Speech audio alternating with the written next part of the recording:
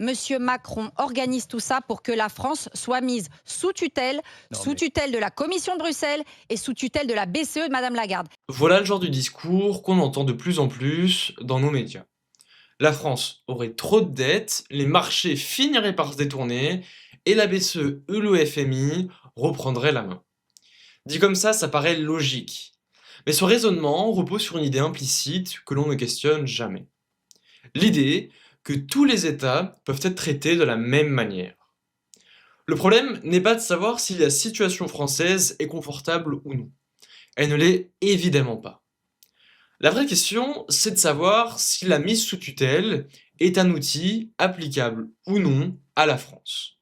Et pour répondre à cette question, il faut d'abord comprendre dans quelles conditions une mise sous tutelle devient possible. Quand on parle de mise sous tutelle, on a souvent l'impression que c'est une décision politique. Comme si un jour, des institutions décidaient arbitrairement de reprendre le contrôle d'un pays. En réalité, ça ne se passe jamais comme ça. Prenons l'exemple de la Grèce. Avant la crise, les marchés prêtaient à la Grèce presque sans distinction. Son appartenance à la zone euro masque le risque réel. Puis, les vrais chiffres apparaissent. La dette est bien plus élevée que prévu et les déficits sont hors de contrôle. La confiance disparaît et les investisseurs arrêtent de prêter. La Grèce ne peut donc plus se financer normalement, du moins à des taux tellement élevés que l'État ne peut plus suivre. Elle n'est pas encore officiellement en défaut, mais elle est déjà bloquée. C'est ce qu'on appelle un prêt-défaut. À ce moment-là, la Grèce n'a plus qu'une option, demander de l'aide. L'Europe, la BCE et le FMI proposent alors un plan de sauvetage. Le principe est simple, de l'argent pour éviter la faillite, en échange d'un contrôle total sur le budget du pays. C'est ce qu'on appelle une mise sous tutelle. Le gouvernement accepte, mais la population refuse. Il y a un référendum, des manifestations, le peuple rejette massivement le plan. Mais la BCE et le FMI ne font pas machine arrière et coupent toute aide à la Grèce. Cette situation devient vite intenable pour le peuple. Les hôpitaux manquent de médicaments, les retraits sont limités, l'économie s'arrête quasiment. Face à cette situation, le choix devient donc binaire. Accepter la tutelle ou laisser le pays s'effondrer complètement. Finalement, le gouvernement grec est forcé d'accepter le plan, la Grèce est mise sous tutelle de force. Le pays plonge dans une crise très dure, mais le reste de l'Europe tient. Mais alors, pourquoi? Parce que la Grèce est petite. Parce que les investisseurs n'avaient que peu d'obligations grecques dans leur portefeuille. Et parce que la chute de la Grèce ne remet pas en cause tout le système. Et c'est exactement là que la comparaison avec la France commence à poser problème. La première différence entre la Grèce et la France, c'est sa taille. La Grèce représentait environ 2% du PIB de la zone euro. La France, c'est autour de 20%. La dette française dépasse les 3000 milliards d'euros, c'est le deuxième plus gros marché obligataire d'Europe. Elle est détenue par des banques françaises, des banques italiennes, allemandes, espagnoles, mais aussi massivement par la BCE. Concrètement, la dette française est dans tous les bilans. Maintenant, imaginons ce scénario. La France est en prêt-défaut. Prêt-défaut qui est le seul scénario possible pour qu'une mise sous tutelle soit envisagée. Et j'aimerais insister sur ce point. Un État n'acceptera jamais d'être mis sous tutelle tant qu'il peut décider seul. La tutelle n'est envisagée que quand le marché est fermé, quand le financement est coupé, en gros, quand plus personne ne veut vous prêter d'argent.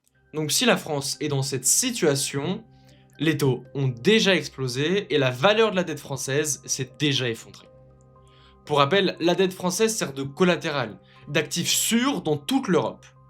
Quand elle perd de la valeur, les bilans bancaires européens en souffrent immédiatement. Une baisse de 10 ou 20% sur la dette française, ce sont des centaines de milliards d'euros de pertes dans les banques et assurances européennes. Et comme les banques et les assurances sont les principaux acheteurs de dette publique, les taux montent partout en Europe.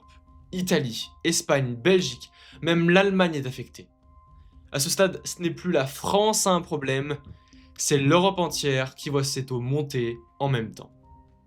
Et pour clouer le tout, regardons la BCE. La BCE détient des centaines de milliards d'euros de dette française. Elle possède environ 20% de cette dette. Si la France est reconnue comme en quasi-défaut, la valeur des actifs de la BCE chute à leur tour. La BCE ne gère donc plus une crise, elle fait partie intégrante de cette crise. Elle peut créer de la monnaie effectivement, mais elle ne peut pas empêcher une perte de confiance généralisée de l'euro. Et c'est pour ça que ce scénario n'a jamais été prévu dans les traités. Parce qu'une mise sous tutelle de la France ne serait pas une mesure disciplinaire, mais un aveu de faiblesse. La Grèce pouvait tomber sans faire tomber l'euro, la France ne le peut pas. Ce n'est pas parce qu'elle est vertueuse, mais parce qu'elle est trop intégrée, trop centrale dans notre système. Mettre la France sous tutelle, ce ne serait pas sauver l'Europe, ce serait déclencher sa fin. Mais alors, puisqu'il n'existe pas de bouton mise sous tutelle, que peut-on faire à la place? Quand un État est très endetté, il a deux solutions pour réduire le poids de cette dette. Soit il rembourse plus vite que prévu, par exemple en réduisant ses dépenses et en augmentant les impôts, c'est politiquement mal vu et dur à faire. Soit il réduit la valeur réelle de ce qu'il doit en dévaluant sa monnaie. C'est politiquement beaucoup plus soft. Vous comprenez sans doute la première option. Mais la deuxième option est un petit peu plus subtile. Comment peut-on faire pour dévaluer sa propre monnaie? Eh bien pour réussir, il faut laisser l'inflation être plus élevée que les taux d'intérêt des obligations d'État. Prenons un exemple. Imaginons une inflation à 10% et des taux d'intérêt nuls, donc à 0%. Dans ce cas, l'État s'endette gratuitement pendant que le prix et le PIB augmentent de 10%. Donc si un État a 100 € de dette à rembourser, il n'en aura plus que 90 après l'inflation. La dette pèse donc moins lourd. C'est ce qu'on appelle une taxe invisible. Regardons ce graphique. En bleu, l'inflation en zone euro. En rouge, les taux obligataires des États en Europe. Depuis 2008, la BCE maintient des taux artificiellement bas grâce au quantitative easing. Cette politique ne crée pas immédiatement de l'inflation, mais elle prépare les conditions sur le long terme, surtout lors des chocs. C'est à partir de 2016 que l'inflation devient progressivement supérieure au taux d'intérêt. C'est le début de la dévaluation de l'euro. Cette solution est largement préférée, puisqu'il n'y a aucun choc brutal, aucune décision dure à prendre. L'ajustement n'est pas brutal comme une mise sous tutelle, il est seulement étalé dans le temps. Et c'est pour ça que le débat sur la mise sous tutelle de la France est trompeur. La vraie question n'est donc pas est-ce que la France va être mise sous tutelle? Évidemment que non, et vous savez désormais pourquoi. Mais plutôt, combien de temps peut-on maintenir des taux d'intérêt bas? Que se passera-t-il lorsque le quantitative easing aurait atteint ses limites et que les taux d'intérêt commenceront à remonter? Merci d'avoir regardé cette vidéo, j'espère qu'elle vous aura plu, et n'hésitez pas à me dire en commentaire ce que vous en avez pensé, et quel est selon vous l'avenir de la France.